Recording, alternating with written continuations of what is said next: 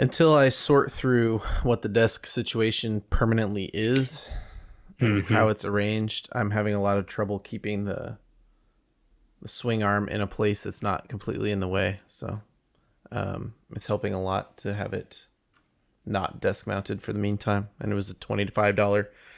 Even if it's temporary, it's something I can keep. The boom is fine to have around. I am RB.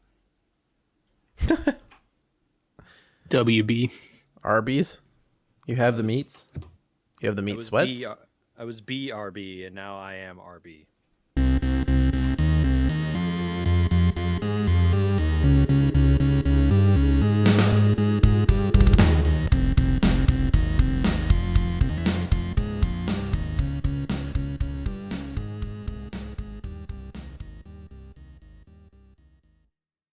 Ready to get going? Alrighty then. Alrighty then. Alrighty then. I love that movie. Does it hold up? Have either of you guys seen it recently? Yes. The first one? Both. Okay. Are they still any good? I don't know if I can say they're good. I can say I still enjoy them. I think there are some jokes that you wouldn't make now. Yeah, okay. Okay, yeah. Particularly ones that some people have openly debated whether they are transphobic or not. Yeah. I'm not going to be ashamed to say I still find most of that movie funny. I think it's credible to say I think it's still funny. All right. I literally haven't seen them in 10 plus years. Yeah, it's all good. Hello. Welcome. JJ's here. Yes, I am. Michael's here. It's good to be here. Do you know what's not here? What? 150 gigabytes of orphaned files and cache files that I found on my computer. What? Got to be almost floating off the desk. I don't. I'm beside myself. That image is so good in my head. Oh man. Part of it is stuff we knew existed with using DaVinci Resolve, JJ. There's something in your video folder called Cache Clip, and you can go in there and just wipe out all those files every once in a while. It's probably good for your computer. I had forgotten to do it in a long time, and it had built up 90 gigs of cached files. That's a lot of gigs. Oof. Yeah. The other thing was that's almost a Call of Duty Warzone. It almost is. Got him. Good dig, man. We're gonna talk about Warzone in a minute. He's still going. Sorry, I couldn't resist. Himself up. I thought as everyone knows, I think I am very funny, and that's the important thing. That's all that matters. I also found 60 gigs of other orphaned files on my computer from broken EA installs and other stuff like that. A video file that I had created that got lost in a weird place. Stuff, just in general, that was kind of weird and nasty. It was an achievement, let's say. I felt yes, floating off the desk, or the achievement unlocked ding, above my head. Paying attention to computer space all of a sudden paid off when I was down to my last 20 gigs and wanted to reinstall Apex Legends. But that's a different story. Michael, you hit some other achievements. Yeah, so I meant to tell you guys this story last week. The weekend before this last one, we had taken advantage of the discounted Disney tickets that they were offering to Southern California residents, of course, right before they announced that the new passes were coming. But that's also a different story. They wouldn't do anything nefarious like that. What? Not Disney. Yeah, it's totally. Large corporations are not your friend. I keep saying it. I've said it for years, and I'll say it till I die. But we were at the park. And Andy, you know this because you've done it with me in a trip that we've been on to Disney together. But JJ, to clue you in, part of going to any amusement park always involves standing in long lines. And it's Yes. nice to have a way to pass the time throughout the day when you're not actively riding something. So Disney thought of that. well, yeah, Disney did. They eventually put out their app. But long before that, I had decided to undertake a challenge of trying to spot gear from every Major League Baseball team in a single trip. Oh yeah. Oh. Yep. Oh, I forgot That's a cool about idea. this. We hadn't been Yeah. to Disneyland together in a little while, and It's when been we a while. were, it was busy. Yeah. But as you might imagine, the challenge varies with time of year. It's a lot harder in the fall when football is king. Right. Mhm. There are several states and or teams that are harder to see for various reasons. The Florida teams, because they have their own Disney. Certain teams' fans just don't travel as well. Looking at you, Colorado. Hey, Um, hey, wait a second. I wear Broncos gear all the time. yeah, how often do you Baseball, wear though. Rockies gear? Oh, I don't like the Rockies though. So There we go. There we go. So yeah, we were there all day, and so as I always do, I started playing the game. And sort of mid-afternoon, I had seen 26 teams plus an Expos hat. Oh wow. So the Expos. Expos is always a bonus point because they don't exist anymore. you know what you need to add to your bonus point system? What's that? Portland Mavericks. Ooh, okay. You will start to see them. They sometimes have a C on their hat and sometimes have a very fancy M. It's bright red with white lettering. Huh. Okay. And if you're I'll have to interested look that up. in what I'm talking about, it's a Netflix documentary called The Battered Bastards of Baseball, and it's about Kurt Russell's dad's independent baseball team in Portland, Oregon. Wow. Okay. Okay. Yes. That sounds pretty cool. It's actually quite fascinating. I mean, the documentary is light, but it's not a very flattering look at Major League Baseball. Anyway, back to your achievement. Yeah, so late in the day, I've seen 26 teams, and the usual suspects are still MIA. So I haven't seen the Rays, I haven't seen Toronto, which during the pandemic and Canada's travel issues, I'm starting to lose hope on. Yeah. I haven't seen the Rockies, and I haven't seen the Royals. So I spot one, and then two more in quick succession. So I've seen 29 teams, and I'm left with my nemesis, the one team that always evades me when I'm doing well in the game. It's Colorado. So we're walking around, and I'm looking around. I figure, it's busy enough. There's got to be somebody here. And finally, I tell myself, you know what? If I just stop looking, I'm going to find it. Like as soon as I do that. So I tell myself to stop looking. I turn to my wife to say something, and out of the corner of my eye, I notice that the guy who has been walking right behind me is in a Colorado Rockies visor. Oh wow! Was Whoa. it the Red C or the CR in purple? No, it was the CR in purple. Nice. Wow. So yeah, I've been playing that game since 2012 when I first started going to Disneyland regularly, and this is the first time I've seen all the teams. Wow. That's pretty impressive. I think I would have trouble naming all the teams. Oh man, I could maybe do it with some time and like. Yeah. If you give me enough time and then don't cross out wrong answers, I'd get them all eventually. It is easier for me now that they've rebalanced the leagues so that it is 6 leagues of 5 teams. Oh, that would help. Yeah. Yeah, that doesn't help me at all. I think I'd struggle with the National League teams a little bit. I think I could get all the American League teams pretty quickly. We're not going to do that live.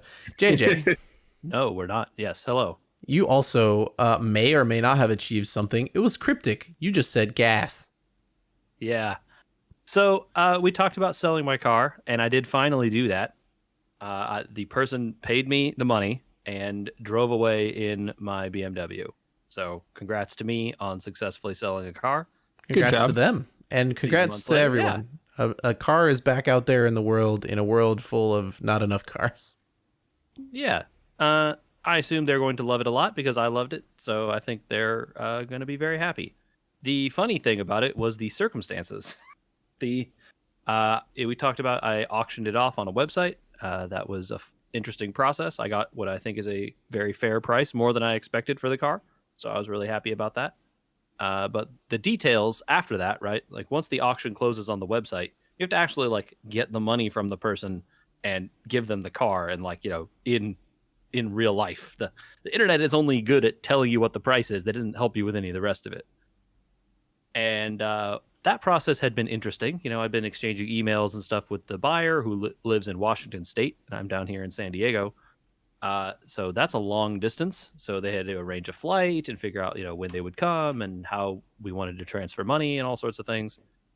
And so that all, had been done, and I'd been emailing back and forth with him. He was going to bring a friend down. Everything was going to go well. He was asking for recommendations of stuff to do up in the wine country. And, so we were, ready. And the fated day arrives. I had taken it off work because of the way the travel schedule was going to work. It just didn't make sense for me to go to work that day. And I get a phone call at 7 a.m. Here we from go. a phone number I don't recognize, so that's not good. I pick it up. Hi, this is so and so. I'm the buyer. I missed my flight. Oh no. Yeah. Here And we I'm just go. like, oh God, everything is bad. And he's like, but don't worry, my friend made it. Well, how does this help me? Yeah, exactly. Yeah, I don't know Cool him. story, I guess. Your Or friend, her. it turned out to be a man. I didn't know, but it's like, that's great. Does he have the money? Like, how is this gonna work? I don't care, so much about who takes the car. I'll happily give the car to your friend if you want to pay me, but I need to have the money before I'm giving anyone the car, obviously, right? And we had planned to do this, like we would meet at a bank and he would pull a cashier's check for me and then I would give him the car there.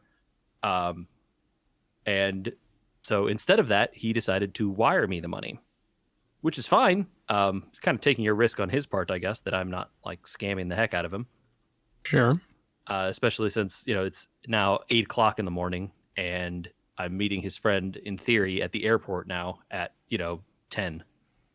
So, yeah, I wasn't intending to spend the day with his friend waiting for the wire to clear. So if it didn't go through quickly, his friend was going to have to post up at a hotel or whatever till, I could come till the money had changed hands. But it all went through very easily. And so I met his friend, who turned out to be an extremely nice man, at the airport. I picked him up. We went over to a empty parking lot and, I showed him the car and did a little test drive with him. And he asked me a bunch of questions. And then he's like, all right, everything seems good. By this point I had already been paid. So I had all the information from the buyer. I did the release of liability from DMV. It was their car for all intents and purposes. I was just gatekeeping the stuff. And so, I gave them the keys and everything. I was like, here you go. He's like, great. And he's, he traveled very light since, they had been planning to drive back. So, and he unpacks his bag. He pulls out a little satchel that he'd had prepared, unzips it, pulls out radar detector, plugs it on the windshield, has all the cables connected and ready, pulls out a laser jammer, plugs that in, and it's like, I'm like, oh, and he's like, yeah, this is like, I've done this a bunch of times, different drives like these. You just want to have these around, especially when you're trying to go over 100 and all that. I'm like, oh, we're gonna go over 100, huh? Okay. It's gonna be that kind of drive. It's like, hey, I guess he wants to get home real quick. I don't know what the deal is. Good on him. Cannonball Run 2. Yeah, right. So just wonderful, man. We had talked about cars the whole time, while we were driving from the airport and stuff. It's just like a wonderful guy. And I just sort of wonder, like, was this a guy the buyer hired to do that? Yeah, it doesn't sound like a the friend driver, to me. right? I don't know. Like, maybe he just happened to have a friend who does this a bunch, but it seemed to me like this guy was just a guy that drives cars for people from other places. Yeah. But yeah, perfectly wonderful man to talk to, and like, I wish him the best with the car. But yeah, interesting. Huh. Yeah, I know, right? Not at all how I expected that day to go. No. Crazy. And my other gas related topic was I have an office chair here, and I replaced the gas cylinder in it. Have you ever tried to do this with an office chair before? I've Do you know never what I'm even talking about? the thing that makes it springy, which is where you get your resistance on pushing back on the chair, I assume, or on pushing up and down on the chair, right? Yes. Yes. And so I've had this chair for quite a long time, and it would slip sometimes, right? So like you have it in the up position, and it would just like start to slide down, right? With like without me touching the thing, just like I'm sitting here, and it just goes, right? Okay. And like I put on some pounds, but I'm not that, I'm not that heavy here. That couldn't be it. And so reading about it all over the internet, and pisses are like, look, the only way to stop this is you need to replace this cylinder. Here are the step-by-step instructions of how you do it. Like, okay, I can do this. Okay. The replacement part is like $60. Like, that's kind of a lot, but this chair was expensive, so okay, sure, I'm gonna try it. Two trips to Home Depot later. Should we have done this? Okay. What is your time worth, JJ? Well, not. I regret it. Right. The chair doesn't slip anymore, or it hasn't yet. Okay. But the amount of time and heartache I had to spend doing this versus just either living with it or buying a new chair wasn't worth it. Oh. I did eventually get that cylinder out, but let me tell you, when they say 10 to 12 hard blows with a hammer, they're not joking. You need to hit it really freaking hard. And like, you think you're breaking the piece of metal or whatever that you're doing. Yeah, you probably are. And you need to hit it harder. But it eventually came out. WD-40 and all kinds of stuff to try and get this thing. And it did eventually come out, but good Lord, man. I think I said in our group chat, in order to want to attempt this, your chair had better be worth A, more than $100, and B, more than several hours worth of your time. Both of those things.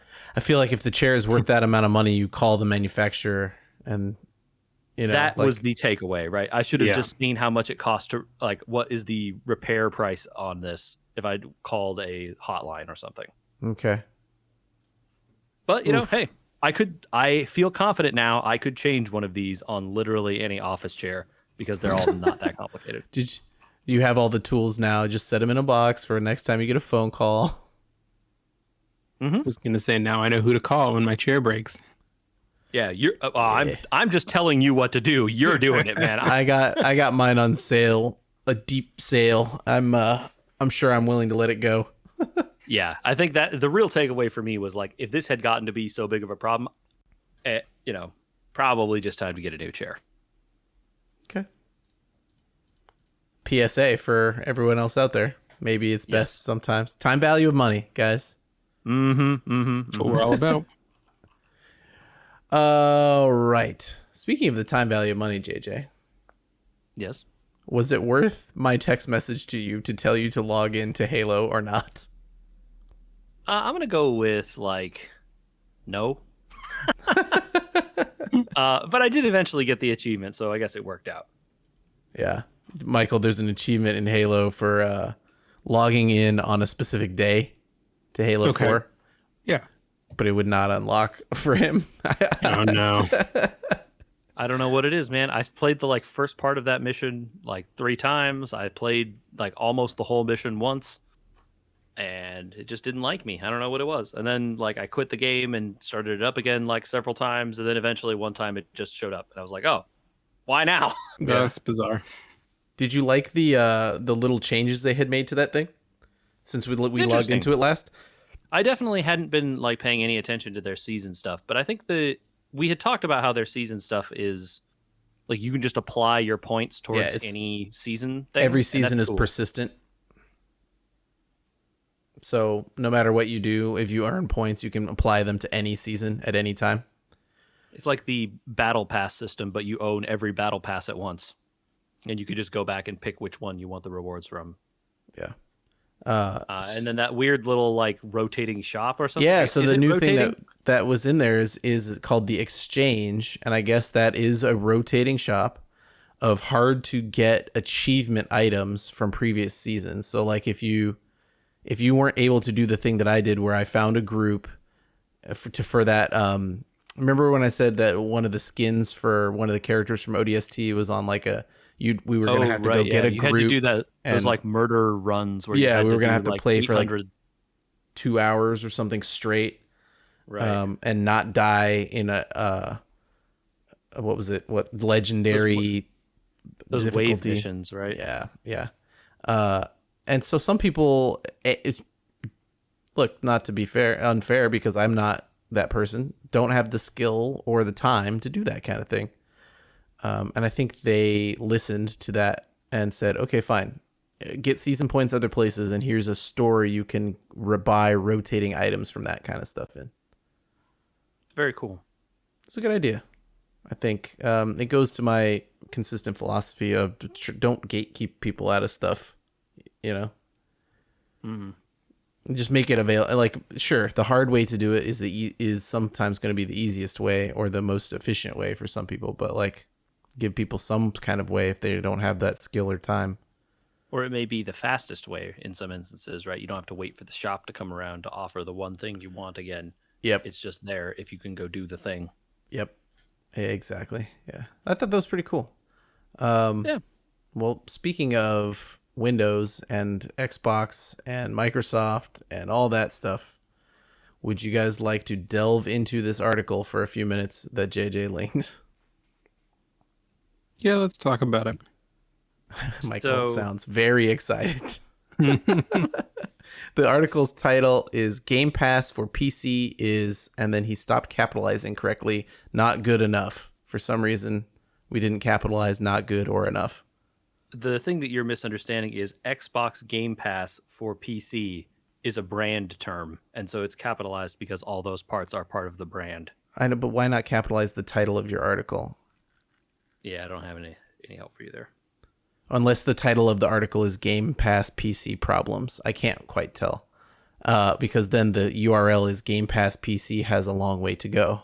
There was a lot of names for this article before it hit. We'll shout the author out here, Jez Gordon. Jez Corden, yeah. Jez Corden. I can't. This font is so small. I'm sorry. Yeah, so I think I think this person is talking purely from a PC perspective, right? I disagree with this is that on statement, actually. It's on Windows Central. I believe what he is talking about is the app for PC, but I don't think his perspective is PC only minded. Okay. So the app for PC is not for the PC? No, what I'm saying is some of the comparisons that are made here are contingent on knowing what the Xbox offers versus the PC. I see. Okay. You're talking about like on the console versus the PC. Yeah. I think some of the issues I have had with the Game Pass system really has nothing to do with the idea of Game Pass itself, and more about the idea that a lot of this stuff revolves around the things that I don't like about Windows and Windows 10. And he hits on some of it in this article, but like personally, the UWP stuff has been the thing that frustrates me with those apps. Yeah. And because Xbox Game Pass for PC uses that Microsoft Store, it uses those UWP apps, which are often, and the author points out a bunch of examples, inferior versions of apps that are available on other PC storefronts just because they use UWP and the other ones don't. Like, Right. like the other ones have more options, they run better in some instances, or they just have or they're updated more frequently or faster. Yeah. That's the meat, I think, of this article. And when I read this article, the beginning, I broke his article down into 8 points that he makes. There's like 8 sections, and some of them are rambly, some of them are not well defined, some of them contradict each other. But when you get into the UWP, he's very concise and clear of that, and I think it comes to that point where he says, this is the real issue. And it's like, this is the real issue, but it's also, I think UWP's been an issue since Windows 8. since it was introduced, it has been an issue, and it hasn't stopped being an issue. Yes. Right? Yes, but in this, he does mention that Windows 11 will not be using UWP. Yes, but has nothing to say about how that might impact performance. Well, Microsoft has nothing to say about that either, so I don't know how Right. he would have anything. You know. Sure, I mean, sure. That's not a dig. and the problem is that like the requirements on Windows 11 are like barely out there. Sure. You can barely even download a beta of the thing, so Yeah. probably people don't know. I'll speed through it because I want to break down his arguments for people that may read this article. I'm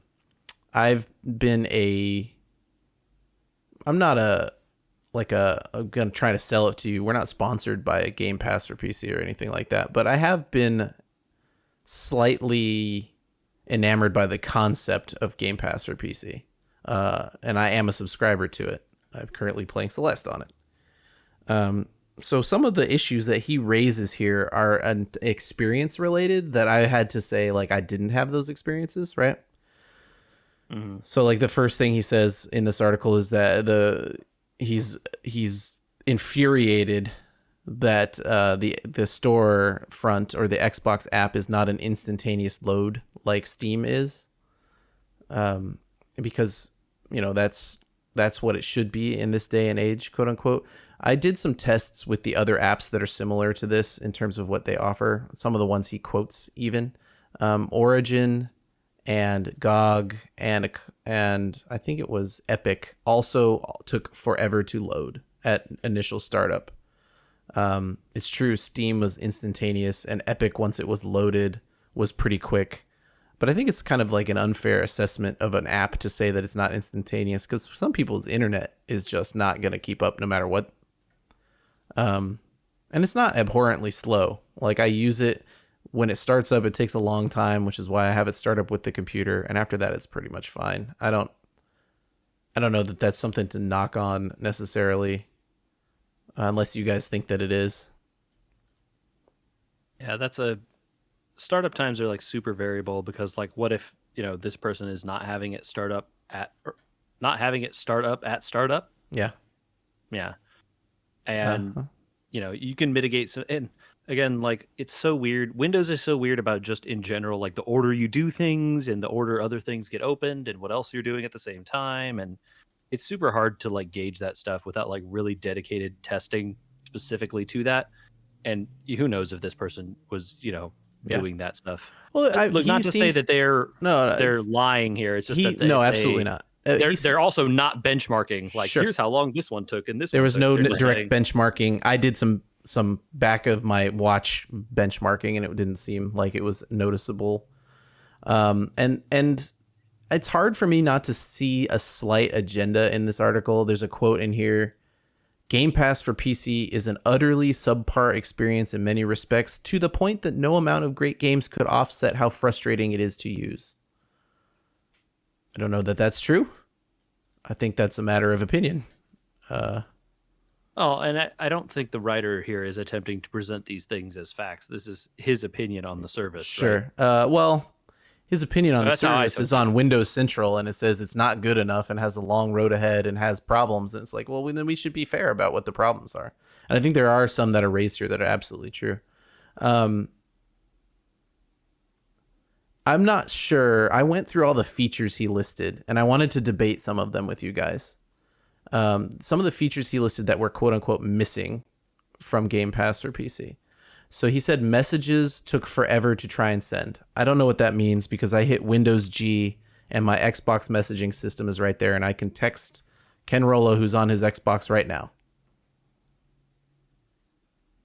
So I don't know what he means by that. Are you sitting there and seeing Ken's side and seeing how fast he sees the message? I have done it when I actively play State of Decay 2 with Ken on my side on the PC, and he's on an Xbox, and it's instantaneous between how long we message together if we're trying to work out an audio issue or something like that. Okay, I don't know what that is. Yeah, so I don't know what he's talking about there. I wish it was more defined, right? His laundry list is very quick, and so I don't know sometimes if that stuff is what he means, but I have a tough time. He says I there's can no definitely say that my experience with the Xbox app and the friend list there is that it's a pain to use, okay. and I have Like I said, not had Windows awesome G brings it up experiences for using it. me, But and it works just fine. So I don't have the same experience, right? I Mhm. think it's fair to mention if some of us don't have the same experience. He says there's no right click. I don't understand that one either. If I right click a game, just like if I right click a game in Steam, it brings up a list of things like launch game, view details, create desktop shortcut, or uninstall game. So I don't know when the article was written. Maybe they added that after. It says there's not many options as many game options management. I wanted to know what you guys think about like or what you use in terms of like options management for games in Steam because he's kind of correct. There's not really much to manage. Like if I click on Celeste here and I look for the options for management, right? It's just like uninstall or view game in Finder, right? I don't. There's not like DLC to manage with that per se. I guess I could go to State of Decay and see how that's managed, but that's the only thing I could think of is like DLC management. I guess. so Well, go ahead, Michael. I think for me, the most that I've ever really had to do in terms of management was pretty recently, actually, when I was adding non-Steam games to Steam. Sure. Right? Steam does a good job of making the process pretty seamless if you buy something off their storefront. But if you already owned a game before you started using Steam and you want it as part of your library, or you Mm-hmm. bought a game separately, like JJ and I did with Azure and Zero in the Trails series, but you want them in Steam because they came with all the icons and stuff to make them look like a true Steam game. Then there are times when you have to go into the manager and fiddle with things, Yeah. and even Steam is kind of fiddly with um, where certain pictures are used and Right, 100%. how you update those pictures without it impacting anything else that you've uploaded. Well, at least you have the option, I guess. Because so for me, I Yeah. would never have done something like that. If I've added non-Steam games to Steam, I put in the key and I just live with whatever it gives me. And so like I don't fiddle around. So that's why I wanted to ask what you guys would thought might be missing here. So that's definitely not in here. You can't add non-Steam games or So manage any of those types of games. the other big one that I can think of is like, hey, I want to install this to a different location than the rest of all my games. Mm-hmm. And I know you can do that from Steam. It is deeply buried in menus. Yeah. Um, Yeah. but like if I want to install this to like my slow hard drive because I know this game doesn't, it was built for a PC from 2004 or whatever and Mm-hmm. it doesn't care. Mm-hmm. Like already your spinning plate hard drive is faster than this thing expects. Sure. So that capability, especially for like super old games that like I don't want taking up space on my SSD, Yeah. like the ability to move them to a different drive is something I would want. I don't know if the Microsoft app has that or not, but I would like that feels like something even if you bury it deep in a menu, that should be somewhere. There's like a choose where this app installs stuff. Yeah. But In the then does it menus. install everything there? Yeah. Does it Or allow for multiple locations? I'm like gonna can I have one guess. game installed here and a bunch of games installed over there? Because that's like what I want, right? Yeah, so I don't know. There is a feedback hub, by the way. I'm writing stuff down to put in there. Yeah. After we're done with this, right? I don't know if you can change it per like if you go into this setting, and then change it after. If the games stay in the list and you can still launch them, maybe I should try that. I don't know. I don't know how I that would be works. very careful because I have a deep suspicion that that is going to like invalidate all of your Windows builds until it re-downloads them and moves them. Yeah, I've heard it's a lot of possible. horror stories. It's definitely possible. I can't say. I don't know. The Windows Store is bad about some of that stuff. The other one that I can think of off the top of my head is launch options. Launch Which are options. Yeah, they don't have that. are super niche. It's like 99% of the time you don't bother with them. Sure. But that 1% of the time, it makes the game that was like a stuttering garbage mess into like, oh my God, this plays great. And you Yeah. mean like administration modes and stuff like that, or something else? So for some games in Steam, you can just like there's a straight up box. So the current Steam UI, I don't remember how it used to work, but you can edit there's a box you can edit that when it runs the game, it will do like, game exe dash word dash number dash whatever, right? And those things mean things to the program, and sometimes they'll unlock hidden modes or like enable features or something, change the way the graphics work in some way that can fix problems. Mhm. And specifically, like I'm thinking about Jedi Fallen Order has a launch option that I'm using right now that like changes the texture caching Yeah. amount from 1024 to 2048 to smooth out like the weird hitchiness that happens in that game sometimes. You know what's interesting about that? I was going to leave this for the end, but you brought it up now. Fallen Order is now on EA Play, which is part of the Game Pass subscription. Mm-hmm. So, for X dollars a month, you could be playing Fallen Order through Game Pass. As an option. I mean, I own it. Because it wasn't that option when I wanted to play it, right? Which is the other thing about it, is you don't own the game or whatever. But that's a separate argument, I think. I mean, you're getting Right. into it. And ahead of I time. think this author doesn't even bring the ownership of the games up as one of the things. I would never. Which I think is yeah. Go ahead. yeah, fair, right? Yeah, it's You fair should to not know bring when it you're up getting because into that yeah, kind of stuff. Like you don't own any of this stuff. You No. just are. It's at Microsoft's whim.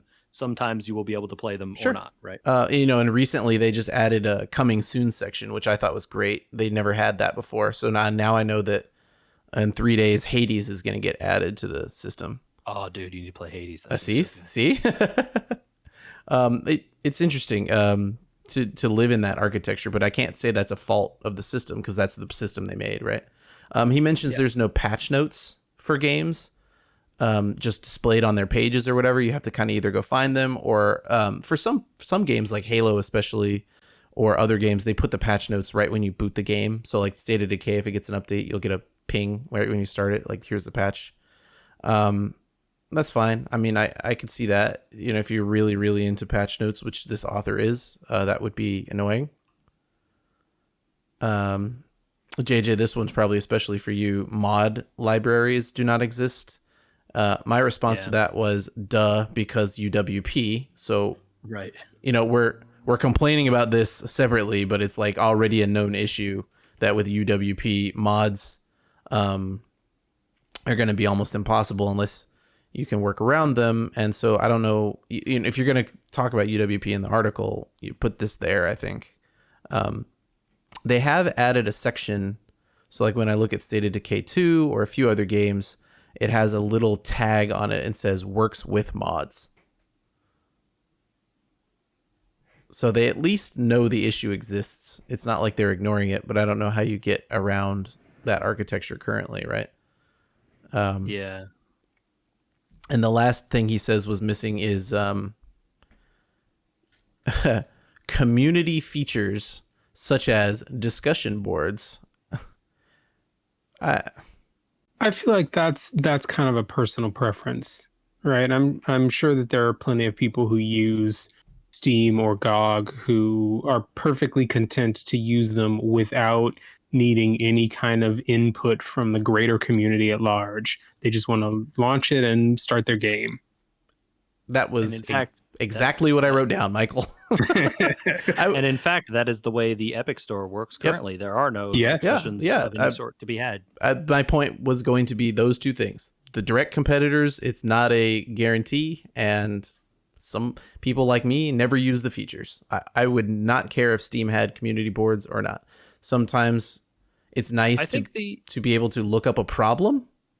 Yeah, I was going to say, I think being able to access the community in order to see like, hey, is this a widespread issue that people already know about or something that developers know about?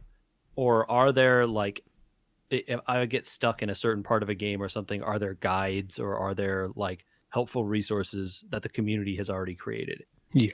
And that stuff is useful to me. And that's really the only thing I use those discussions for. I never go in and post stuff unless I'm having a bug and I'm trying to get it solved with other people, right? Yeah. The internet's a big place though. And so if Microsoft, you know, they're the biggest company out there, I guess. And so maybe they should install something like this in the long run. But like, you know, GOG has no interest in doing that. Or GOG has it. What are you talking that's about? true. They have huge boards. I Yeah, meant they to, do. I'm staring at Epic and I said GOG. I don't know why. Yeah. Okay. You know, it doesn't matter, right? Like you can go to Steam, you can go to GOG, you can go to YouTube, so like I don't know that I would care. I've definitely used Steam boards to solve problems with BattleTech when it came out. Yeah. That was 2 years ago. That's the last time I used a Steam board. You know? You don't care about it until you do, right? Yeah, That's the kind of thing absolutely. I think So about those. I just think it's like not a recurring issue, right? Then he gets into UWP. Everybody knows UWP sucks. It's a container system. It doesn't work. It breaks mods. They've tried to fix it with the unpackaging, but unpackaging can be broken too when things update. It's just an ecosystem they have to work in until Windows 11, and I don't know why we're still talking about it. You know. I mean, you know, it's fair to mention that it is a thing. Not everyone knows how this stuff works, and it also like that UWP is a thing and that it's breaking stuff. Most of those people are never going to know because they're not going to care. Probably. Worse game versions, JJ, you mentioned. I have to take his word for it. The only thing I've noticed is that they do a bad job of. So, like, State of Decay is a good example of this. There are 2 or 3 versions of that game. There's like the Ultimate Edition, the Collector's Edition, and the Regular Edition. The Regular Edition is free for Game Pass owners, but not the Ultimate or the other editions. But if you install the Regular Edition, all the DLC that makes it an Ultimate Edition is also installed. So I don't know. I don't know what's up with that. Something wacky happens there. They list a couple instances in this article, and again, I have no firsthand experience. I don't have with this either. But they definitely mentioned like some games here where there are straight up features that are just not implemented in the Windows Store version that are implemented in other versions of the game. Yeah, I don't know how you get there. I can't speak to how that happens. And if he noticed it, then, you know, it's probably true. So I think it is funny. He has another quote here that I laughed at, actually. Microsoft is allowing developers to use their own content delivery networks for the Windows 11 store revamp, thankfully, and will ditch the container requirements, blah, blah, blah. Hold on, I lost it. Ditch the container for game apps being listed on the store, but will those existing developers go in and update their games to Windows 32 versions? I doubt it. Okay, sure, but the game still works. That's also not a criticism of Game Pass. That's a choice on the part of the developers. Exactly, right? Like I don't see how that's Microsoft's issue. And then the follow-up to that is, even if they did, it would probably be at the loss of Xbox achievements in the process. What? Well, so maybe I don't understand, but if you're using that Xbox app, right, it's tying into the Xbox achievement system and all that stuff, right? Yeah. So if you take that Xbox, like if you deploy out of that Xbox thing and you're using like some other content delivery service, can you still have achievements? Yes, because I get achievements for the MCC, and I bought the MCC through Steam. Right, because they made the conscious choice to include the Xbox app connection in the Steam version of that game. So right. Does that work for like if they just take the Steam version and deploy it to the Microsoft Store? So there we finally have gotten we have finally gotten to the big thing I put at the end of this, which is he's conflating the Microsoft Store and the Xbox Store multiple times. The Xbox for Game Pass app multiple times. Multiple times. Because why are they two separate stores? Why isn't it the same thing? Because I don't interact. Like, he has multiple times in here talked about the Microsoft Store and its problems, and it's like, I don't interact with the Microsoft Store. I don't have any of these problems because the Game Pass app is not that app. Right? Like, it's just not. And so, like, I don't understand the conflation here of like, well, if they update them in the Microsoft Store, I'm going to lose my achievements. It's like, you might, because I have, let's say, Gears of War in here, right? I played it on the Xbox 360. Well, if I play Gears of War through Game Pass, that's the Gears of War for Windows 10 version, and there's different achievements for that. So I'd have to earn the achievements again. But like, it doesn't mean there's no achievements. And you know, if you're getting a better version of a game and it's getting updated and you have to redo the achievements, come on. I mean, it doesn't delete your old achievements anyway. You still have them. Now you get to double up. If you really care about achievements, you got more points out of it. I mean, you're not getting more points, right? You're just getting. No, you are, because the old one's still in your Xbox profile. So you all the achievements you got playing it again, you'd keep, because of the new version would have new ones. So I don't know. I feel like there's conflation. I mean, I think he's obviously a Windows guy and knows this stuff. I think it is fair to conflate the Windows Store and the Xbox app, because until you told me this, I thought they were like offshoots of the same thing. But he's the writer for this stuff, so I wonder why he's comparing apples and oranges here, because I literally never open the Microsoft Store. I open the Xbox app, and I have Game Pass here as a thing. I click on Lumens Remastered, and I install it, and it just goes from here. So I don't know. A lot of people commented on this article with their problems as well. All of them say Microsoft Store does this, Microsoft Store does that. I don't have the issues they have. I don't know why I haven't experienced any of the issues these people have had. I mean, because you're not buying anything on the Microsoft Store, right? Exactly. You're only I'm using the Game Pass app, which is what we're supposed to be talking about, right? But like, if he wants to buy things from the storefront, you can't buy things from the Game Pass app. Can you? Yeah. And if you sign up for Game Pass and you buy through the Game Pass app, you get a 20% discount.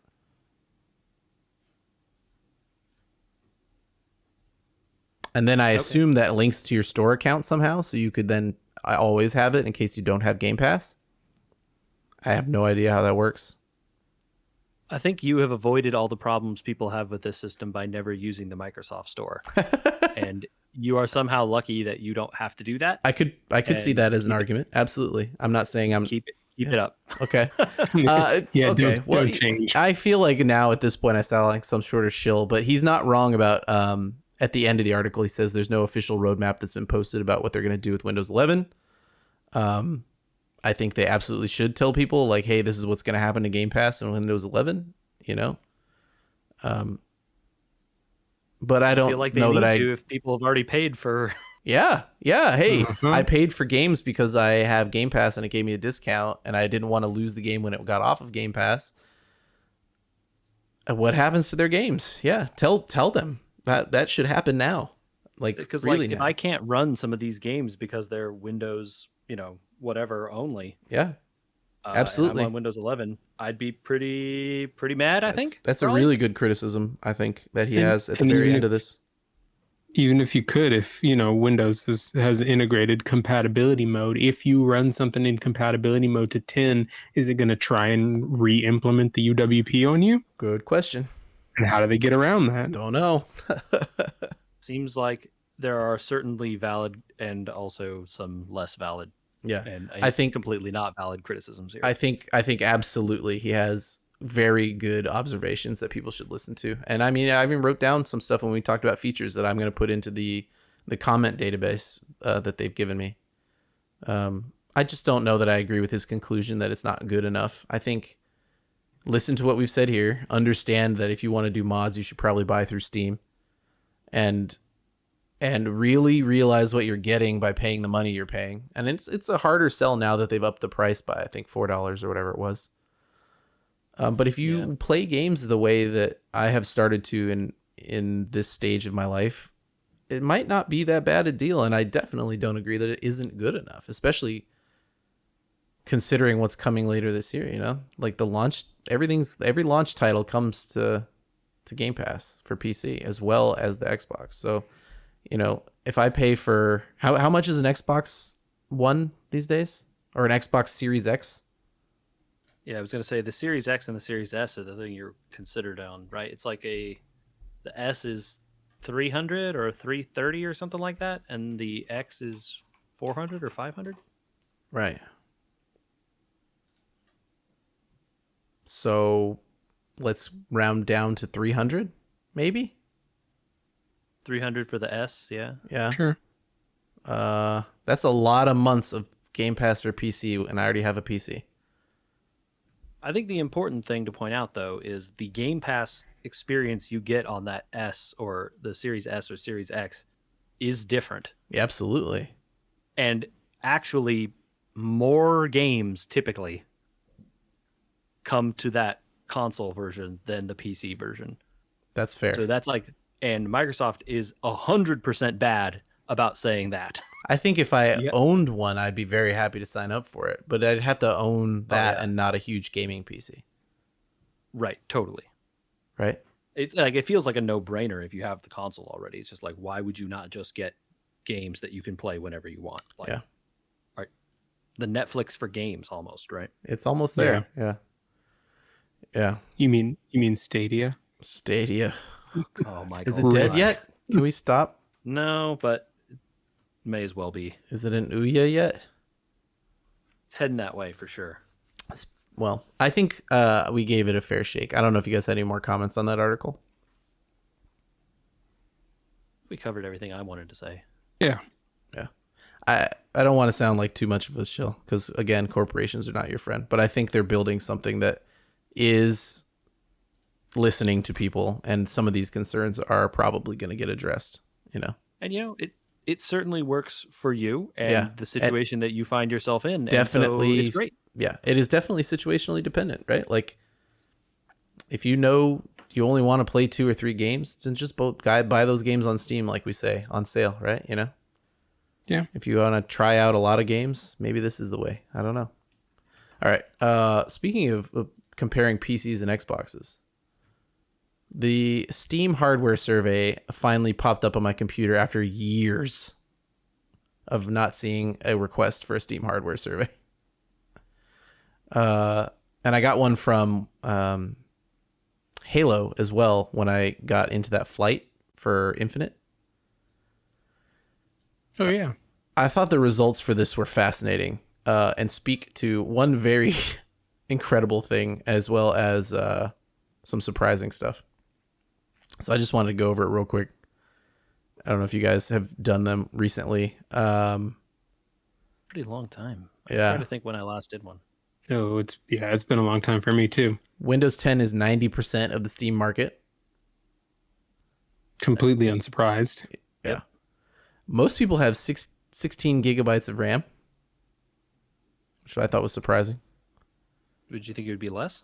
Yeah, I thought 8 gigabytes would be more popular than it is. The other thing I thought was a little crazy is considering we're entering the 4K gaming realm, 70% of monitors are 1080p.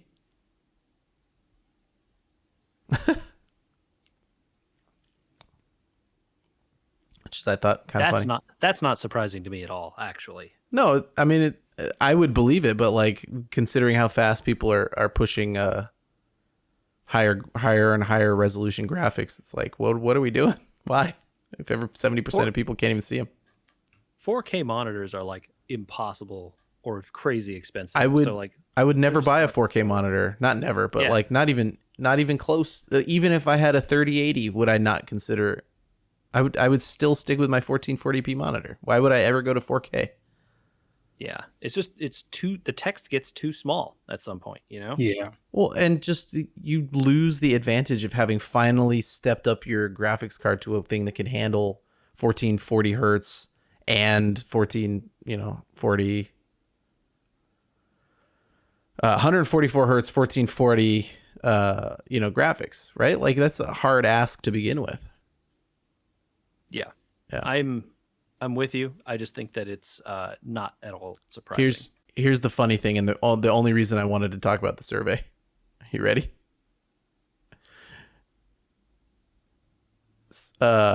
Video card description. Most popular GeForce GTX 1060 with 10%. Okay. You have to Those are you have to go down 4 spots to find a 20 series card. You have to go down 14. 14 spots to find a 3070. I mean, that isn't surprising, right? No, Those 30 that series part- cards have been impossible to find since they came out. I know. Basically. Yeah. 3070 is 1%, 1.5%. The Well, the NVIDIA GeForce 3070 is 1.5%. There are more 30 series cards listed in here. yeah, Sure, but if you added up all the 30 series, you're going to hit 10%? I doubt it. No. no, certainly not. Yeah. The funny thing is that those 1060s are like pretty good cards for running a lot of games, especially if you want to run at 1080p and you don't care like necessarily about hitting 60 frames all the time. And those cards are cheap, man. You can get those for like $200, I think. Yeah. Like if what you want to do is play like World of Warcraft or Final Fantasy 14 or those kinds of games, Mm-hmm. man, those little cards will take you all the way. You don't need anything else. That thing is good enough. Yep. I figured it was a builder. 1060s are probably the go-to builder GTX, you know? Yeah, because they hit that $200 price point, and once a graphics card gets to $200, that's the money. Put the it money everywhere. zone. Yeah. It goes into everything at that point, right? Yep. Yeah, I thought this is a little fascinating breakdown. You have to go down 10 spots to hit an AMD card at all. It's just cool. Yeah. It's cool to see. So it's interesting to me that was the one that I was fascinated by. You can start to see the drift in processors between AMD and Intel, and I wonder if that's going to take a sharper dip away from Intel as the new AMD generation comes out, because all the reviews say that it's kind of reached a tipping point. You mean the NVIDIA and AMD? Or Intel HD? Because they have No, all I'm the looking at integrated... I'm looking at processors, AMD and Intel. Oh, you're in the sand processor chart thing. up at the top. Sorry. Yeah. Let me get up the CPU chart. Okay. Where's that? Processor usage by manufacturer. Yeah, I mean, it's drifted down over time. You had 80% in 2020. You're down to like 70% here. I don't know about getting under 50 anytime soon, but they've dropped 10% in the last year.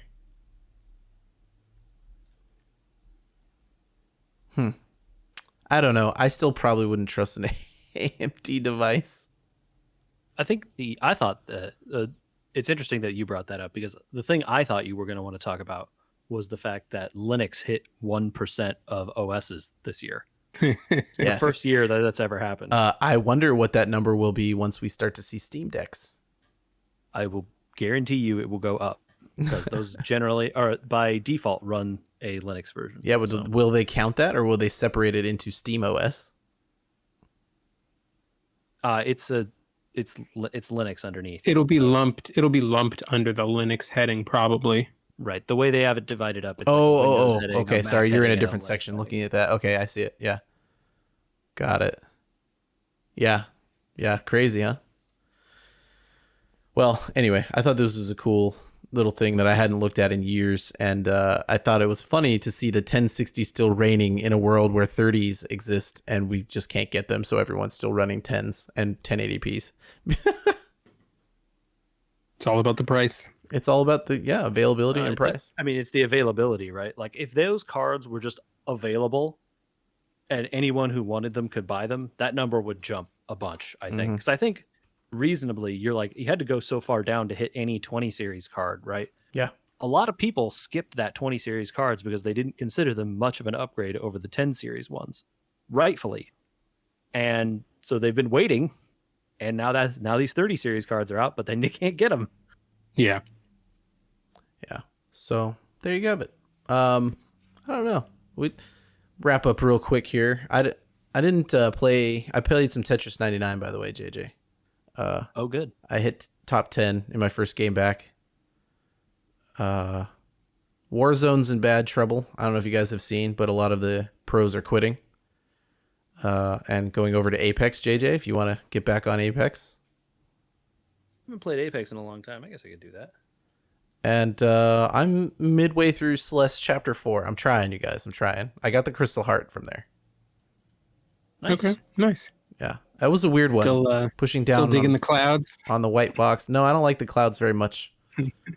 No one likes the clouds. They suck. I'm now going to force my way through the rest of this game, but I may have discovered about myself how hard I want my platformers to be. You know, It is a game that will definitely help you find which side of this line you're on. that was Did you ever play Super Meat Boy? I did, and I think I quit. Okay. 'Cause I was like, even some of the levels in Celeste where you are, the later levels of Meat Boy were much harder than these. Yeah, I never finished Meat Boy. I'm almost certain. Okay. But that's that's kind of in general how it goes for me. I can't begrudge the game for being what it is. I don't think it's a bad game. I'm slow. I'm slow because I know that I'm going for strawberries and I shouldn't. But it's hard to pass them up sometimes. There is a level coming up for you, Andy, that you will find interesting in that respect. Okay, got it. Well, I'm closer to the end of 4 than the beginning for sure. Okay. I didn't, but that's my short update. I wanted to hear if JJ you had an update on Fallen Order before we get out of here. Sure. I've played a whole bunch more. I've been to Kashyyyk now twice. Okay. So you have run into Saw Gerrera. Yep. Saw Gerrera is a Star Wars character. Sure is. How did you like what Saw Gerrera did on Kashyyyk? Seems like not great. Yeah. Not the. I mean, he showed up in that Rogue One movie, and I was kind of like, "Hey, this is a guy that I was supposed to have learned about somewhere else." Clone didn't. Wars, yeah, and Rebels. Yeah, so I didn't, and was just like, "All right, whatever. He's here now. He's gone. All right, who cares?" And so it was interesting to see him. It's like, "All right, yeah, they got the guy. This is that guy." Mm-hmm. Yeah, I'm finding the game fun. I'm not having trouble really with any of the bosses or anything. I'm just kind of running around and murking people with my lightsabers however I want to do. It's been good. I don't know. I like this game. It's a fun game. It's very there's action, but I don't find it terribly challenging, which is still fine because I'm doing cool lightsaber stuff. I think you maybe need to bump up the difficulty. I'm on the second highest one. What am I supposed to do? You're making us look go up bad, to the man. one that's I can go up to the nightmare level 1 or whatever, but I didn't want to do that for my first playthrough. Are you controllering it, right? Yeah. Yeah, absolutely. Okay. Yeah. I think the thing that maybe I have after playing Sekiro, I can parry stuff real good. And the parries in this game are incredibly overpowered. Parry in that game is very strong. And Because if you can get good at parrying literally anything, well, because except for the stuff where they tell you can't parry it, you can do I don't think I have actually attacked a stormtrooper with a blaster rifle since the third one I ever saw. Yeah, I just bounce their shots back at them. I never even bother. Getting the double bladed lightsaber has been extremely helpful. Oh, you already got it. Cool. Yeah. For when you get swarmed by dudes, that's real helpful. And makes life way easier to bounce the shots back at other guys. Mm-hmm. But yeah, it's been pretty cool. I'm filling out quite a bit of the skill tree. I don't know what where the skill tree ends. Well, you've got the double-bladed saber, so you now should be able to see most of the skill tree, if not all of it. Yeah, I have most of the skills already. There's definitely some stuff I don't have. A lot of the stuff that requires 3 pieces or 2 pieces and stuff I don't have yet. Uh-huh. But I have most of the rest of it. You're blasting through the game. Flying through content. Yeah, it's fun. Like I said, I haven't been stopped terribly hard by anything. I've certainly died many, many times. Okay. Not like I'm just no death, no hit running through this thing. I get killed. It happens. But I don't lose progress too much. Sure. you die and then you go back and you find that guy and you stab that guy first, or whatever. Yeah, there's definitely parts on Dathomir where like, oh, there's a guy behind that door. I'm dead. Yeah. So as a veteran of Dark Souls, I know about the guy behind that door thing. And as I'm walking around all those places, I just like my hand is like an inch away from the parry button, like the entire time. It's like, all right, I'm going through this door. Oh, jam the parry button, quick, quick, quick, quick, quick. Like, or dodge or whatever. Yeah, dodge roll is really good in that game too. I wish that dodge roll was not a double press on that button. I wish I could just press it in a direction and roll instead of the sidestep. Oh yeah, the sidestep's good for some of the bosses, but I see what you mean. Have you finished the Tree of Life yet? I rode a bird. Did you fight the sister at the top of that tree? Yeah. How did you like that fight? It was interesting. I don't know who that lady is. It doesn't matter. You killed her. Yeah. Okay. Yeah. Some people I have talked to, I found that fight to be very Bowser-esque. You just sort of move out of the way. Mm-hmm. Yeah. But some people have told me that was their hardest fight sometimes. I think there are harder ones. I think there are harder ones. I don't know that I found. Yeah, I definitely didn't have too much of an issue once it was like, oh, okay, I need a sidestep here. Yeah. And then get a couple attacks in and then back off. So have you finished Dathomir then? No. Okay. Got it. Right on, man. Yeah. Cool. Well, I think that'll do it for us today. We have a teaser for next time. I think we all finished He-Man. We did all finish He-Man. Yep. I think that we'll lead with that next time. Very good. Yeah. And if you're into other terrible TV shows, I'm playing into that internet hype about He-Man. Wow. No, I was on a podcast called Tangential Giants. You can go check that out. Tangential Giants. We talked about the Heroes TV show. That was pretty bad. Like really bad. Remember that one with the powers? The original or the reboot? Both. Okay. Ooh. They're both horrendous television. But for this podcast, if you want to get in your thoughts on He-Man for next week, since we're teasing it now, because Oh yeah, we'll happily read about that stuff. if you didn't like it especially, please send a text, because I want to pick apart your arguments. We will tell you why you're wrong. I don't know. Maybe wrong. Maybe not wrong. I don't know. We just spoil it. They're wrong. You can send those to podcast@weweregamers.com. That's our email address. We are also on social media @weweregamers on Facebook, Instagram, and YouTube. Check us out on all those places. If you find us on YouTube, search for We Were Gamers, all one word there. That'll bring us up. I don't know why it's one word, but it is. It is. Yeah. So please check us out those places. And you can subscribe to this podcast on your favorite podcast app of choice.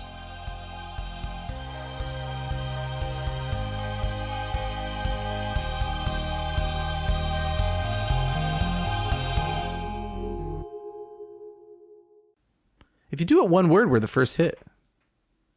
Yep. Yeah. I didn't think it was a bad article, but I definitely think he was not entirely without an axe to grind. Yeah. Which, I don't know. I don't know that Windows Central is a non-biased, Yep. reporter or anything like that, but it just seems like I think there's good and bad to that app. I mean, it's just very bare bones, and I don't know why people expect everything in the world from everything all the time. Yeah, I think it's, it's kind of a personalized experience, so your mileage may vary. Yeah, absolutely. That's a great way to put it. I think that would be my title. Your mileage may vary. There are these problems. Be aware of them before you sign up. Yeah. I should play some Celeste. You should play some Let's get Celeste. done early.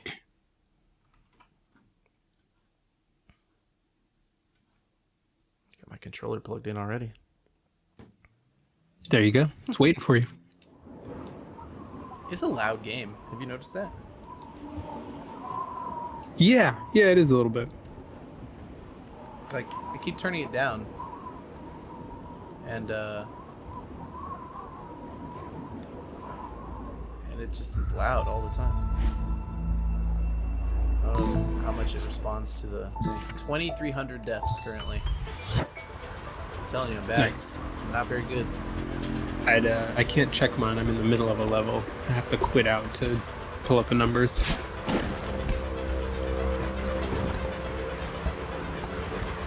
me get that one. I don't think I can get that one. Oh shit. I'm on the heaviest wind part that I've been on so far. Oh yeah, where you barely can make forward progress when you're walking. Yeah, it's not great. I don't know how we can get to some of this shit. Yeah, sometimes though because of how heavy the wind is, it kind of limits what they can ask you to do. So the platforms are much more exactly placed than in some of the areas that don't have wind or have lesser wind, because your dashes will only take you exactly so far. Oh crap.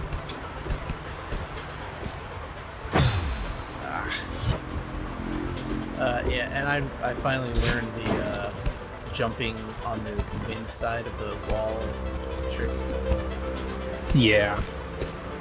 How you can kind of go up slowly. And, like high jump and try to get up the wall. Yep. The long jump, I guess you would call it. Oh shit.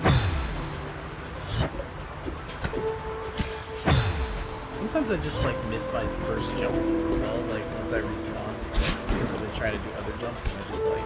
Oh, all the time, dude. You get into the like muscle memory of being like, okay, I need to do this and do this and do this and do this, and you're not thinking about the first step because you've done the first one so many times, and you just fat finger it. Yep. Shit.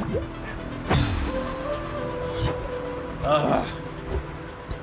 See, like this bubble, like I can hit the bubble, but then fat finger the bubble every time.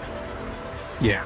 The bubbles to me are always one of those things that they give me trouble sometimes when there are a bunch of them in a row, because I'm already thinking ahead to the next direction, and I mash the stick in the wrong. Yeah. And I keep forgetting you can like dash inside of them. Yep. And then dash again. So like I keep not that, you know. That's what I'm saying. Yeah. I hear you. This one's... Well, I will leave you to it.